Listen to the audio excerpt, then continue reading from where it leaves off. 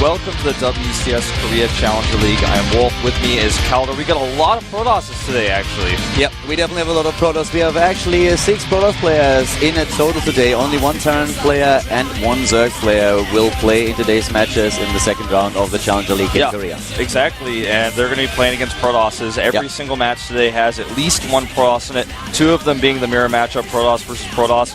Some really exciting matches coming at us today. I'm really looking forward to seeing how Creator's doing. He had a little bit of a slump. I'm looking forward to seeing if he's back in shape, or was it just a fluke that he even got here in the first place? Seeing Creator play is definitely going to be really interesting. Another match a lot of people are expecting is, of course, the match of Sora, who is still on the rise here. He made a very impressive run in the WCG qualifier, and then also in general, just in the Challenger League, and his performance in the qualifier for WCS was really impressive. So we have him today as well. We have Koka, a huge fan favorite, who's going to play the last best of 3 of the day. And then in our opening match, we actually have a LGM player that we talked about a little bit in the past. Yeah, Ruin's up against Bbyong, so that should be a good one. Really looking forward to also see, when Ruin first played, he played against the Terran when he was playing in the preseason of the GSTL back when Heart of the Swarm first came out.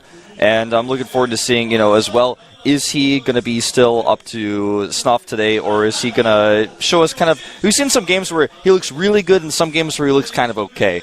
Yeah, no, definitely true. So in general, today's match is just quite interesting with 2 Protoss mirror matchups, and especially Sora playing in there. I guess we're going to have a lot of good Protoss performance today. I'm really curious to see who exactly is going to take it in the PvT and the PvZ. Yeah. But we're having a quick look at the qualified players. As you can see here, Fantasy, Savage, Reality, Avenge, Dream, Supernova, Hiva, and Life, which makes up for 3 Zerg players so far, and we have 4 Terrans and 1 Protoss. Yeah. Those are the results, of course, for our last rounds that, a lot of people expecting these players to get through. Supernova getting through, a pretty good one for me. Always like to see his play. Yeah. And today's match, as we mentioned before, the double Protoss versus Protoss. We're starting things off with Ruin versus Bbyong, and last but not least, fan favorite Koka goes up against Paralyzed. A lot of Starcraft 1 fans going to be looking forward to his game as well. Koka going up against the Aprotoss, and I feel one of the most intense matches that we're probably having today, or could be Creator versus Hero. Like, Hero always a really hard hitter. With Creator, we'll see if he can actually just get back into the shape that he was back in last year. It's actually like a year ago when he won the WCS in Korea. That was the BWC back then when he went to the finals. So that was pretty impressive. He had a really good run there. Exactly. And, back then, Hero was also playing in his first StarCraft 2 tournament, and there were a lot of Protoss versus Protosses, ironically, in that tournament. So kind of funny that we get to see them both do a PvP. The starting map here for Ruin versus Bbyong is going to be Frost. And, Ruin, I want to favor him here a little bit, but we just haven't seen very much of him. He's not in the team league right now. I do not know how in shape he really is. Yeah, we haven't seen too much of him. He only played a couple of maps. We're going to go into the details a little bit later.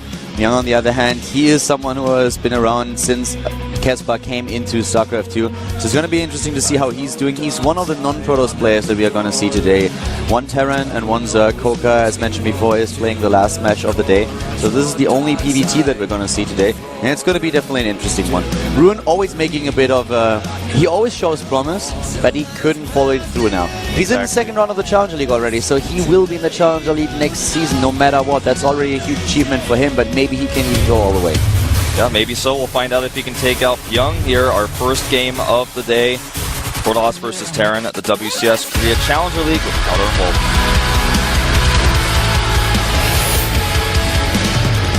Starting to the top right, we have a Protoss player in best of 3. Number 1, it is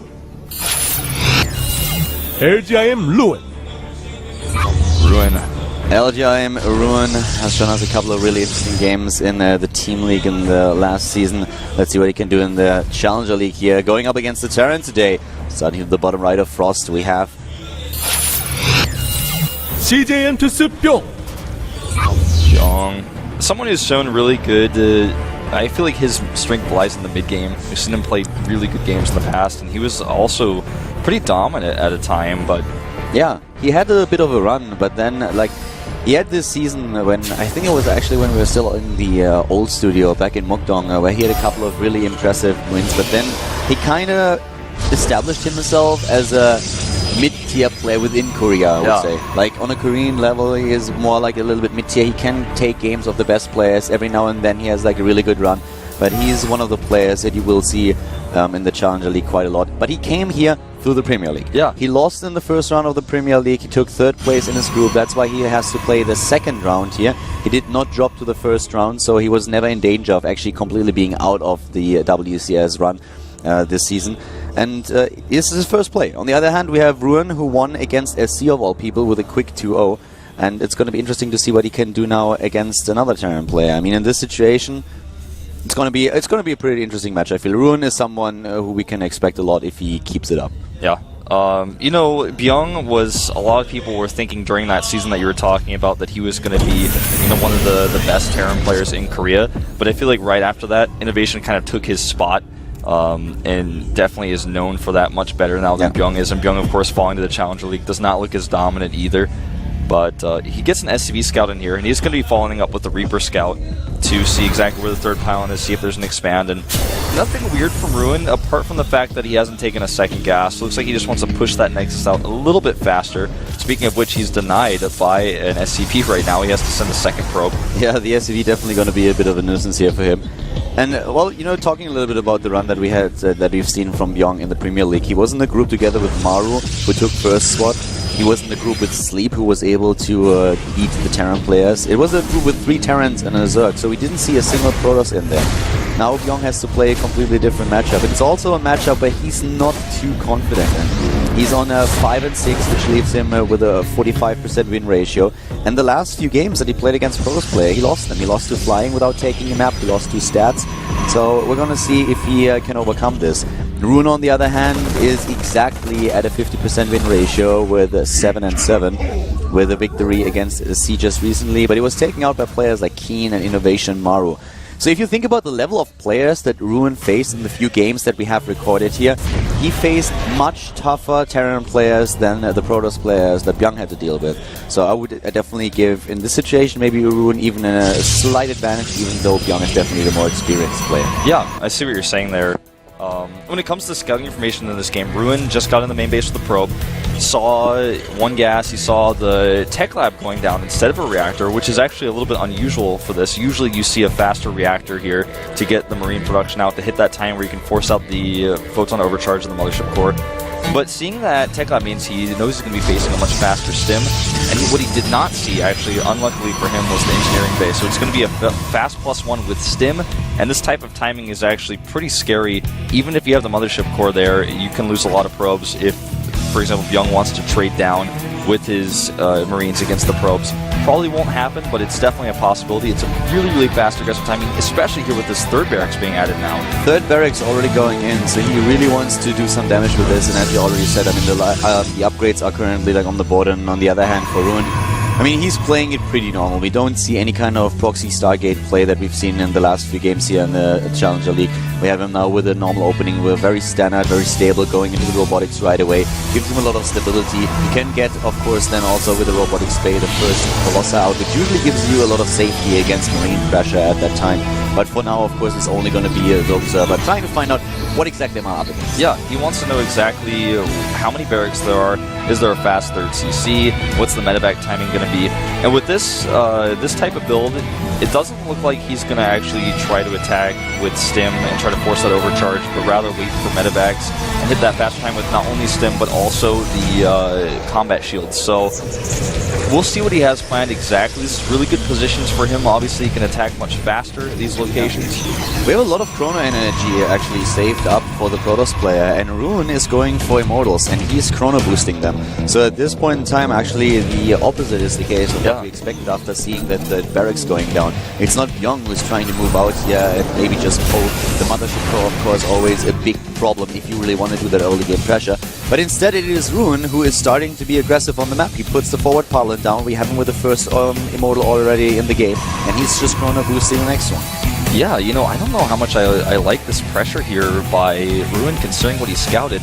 Now, I think he thinks that stim but it's obviously combat shield. The stim has been done for a long time. If you have stim versus an attack like this, you're usually feeling pretty okay. But he only has one bunker, and that might be a problem here. He also doesn't have too many units just yet. He's making Widow Mines. I think he realizes what's going on. He's getting just only one medevac out here, and now he sees he needs to make more bunkers, but it's too late. Yeah, it's a little bit too late for the additional bunkers. Here come the SCVs right through a beautiful force fields. Brilliant, using the missile turret against him. That was very well done here, but no Marines going down so far. The force fields are good, but we have at the top of the cliff now immediately the 2 Widow Mines, and that is an issue. And he needs to be very careful. The Stalkers here. Nice micro here. Not getting too close, not activating the Widow Mines, getting one of them without a single shot going off. I don't know how much he can really commit to this right now, but he starts at third base at the top left of the map, totally hidden. I really love it. It's the farthest distance away from the Terran player's position that is possible on this map, and he is going for the hidden nexus. He's poking, and look how much mining time is already lost for Bbyong. Bbyong is scared here. The Observer alone already doing such a great job for Ruin. He can snipe those Widow Mines. And the SCVs, they are not mining. He's losing mining time, and he expects a huge commitment. And of course, why wouldn't he? But the third base is a problem, and he doesn't even know about it. Yeah. I feel like Bbyong is kind of wondering, why do you only have one Immortal with this? What is this build? I don't understand. I mean, he started the second Immortal, ended up canceling it. It doesn't look like he wanted to commit 2 Immortals, but I like it with the third Nexus coming up here. He's also chrono boosting out upgrades, getting the Twilight Council up. And like you said, so much force lost mining time. He's causing a panic here from Bbyong. And I just don't think Bbyong is going to find out about this base for a long time if he ever finds out about it. Bbyong, in this situation, probably feels pretty good. He might wonder, okay, why do you have only one Immortal? But he thinks, well, you went for aggression and I held. I held your push, so I'm going to be good here. But the opposite is actually the case. If he doesn't scout the map, then he will find himself in trouble. He could do damage before that. There's still a point or a period in the game right now where Ruin has to be a little bit careful. He invested the additional minerals into the base at the top left. He transferred a couple of probes. So that's a huge commitment that he made here. And he made a massive mistake in the main base with his own probes, but realized it in time, thankfully. Yeah, there's one Widow Mine there, but it's not doing a whole lot for him. Mothership Core might get sniped. That was close. Time Warp goes down, but this Nexus is definitely going to die here. No way he can save that. It's practically already dead as we speak. Wow, a beautiful move here by Bbyong, and that's exactly what I was talking about a little bit earlier. There is a timing where Ruin is a bit weak, and that's exactly what we saw here. In the main base, the problem already occurring, the whole army going up the ramp, and then suddenly the move in at the bottom, even with the force fields, he couldn't save it. The Mothership Core nearly sniped. You could see that Ruin was there in a lot of trouble. That Nexus at the top left is now kind of his saving grace. Exactly. But that was supposed to be his game-winning move, like what gives him an advantage in the late game, and that might not come into play now. Exactly. Now this attack here in the main base only gets a pylon. He's just trying to find an angle where Ruin is a little bit preoccupied at the natural. There are DTs, meanwhile, going up to the base of the natural. At least he made one. One observer does get sniped. Okay, so he didn't actually send it in just yet. One of the problems that Bbyong is facing is that he is working under false assumptions. He doesn't know that there is another base. So currently he's assuming that there is only one mining base for the Protoss player. If he will never find out what's going on, of course at some point he's going to have an inkling. He's like, wait a second, you have much more stuff than you're supposed to have. Like, what is going on here? And he will scout. But for now he thinks, I'm massively ahead in economy, I have a great position here, but the position is not as good as he thinks. Yeah, exactly. So for him, he's probably thinking, okay, that second drop didn't do too much damage, but what does he really have? Oh, nice here, this factory does scout the DT. He should have noticed that DT came out there. He's already got a turret, which is surrounded by depots, so this DT is going to do nothing. Yeah, the DT not doing a whole lot here. But Ruin right now, as you can see, he's falling a little bit behind, but in general, he's still fine. He's getting that Nexus up again. He's now starting to mine from 3 bases once more, and there's just no amount of scouting on the map. Ruin is gearing up with additional production, and he's also going into Storm. And I mean, we've seen how good Storm is. If you haven't watched the games between MC and MMA at the WCS Finals in Europe, yeah, then definitely do that. That's one of the things where you realize immediately how important it can be to just snipe Storm in time. Yeah. And then just pull the SCVs, go for the YOLO, and win the game. You know, even what we saw yesterday at the placement matches with Trap versus Jock, the Storms can be so good. That late game boss arm is so strong. He wants to force these, and he does. The army at the bottom, though, really nicely done. He actually comes up just to catch those zealots behind the force field. He has to buy himself a little bit more time, just a little bit more time. But the cannons alone are already doing the job. He has Ghosts on the other hand. Why are those high tempo? Okay, there they are on the high ground. That makes a whole lot of sense. But we have the high ground mission. Here comes the Storm on the other hand. And too many cannons. Another Storm could finish the job. But that's a huge Terran army that we have. Another High Templar is trying to get into position.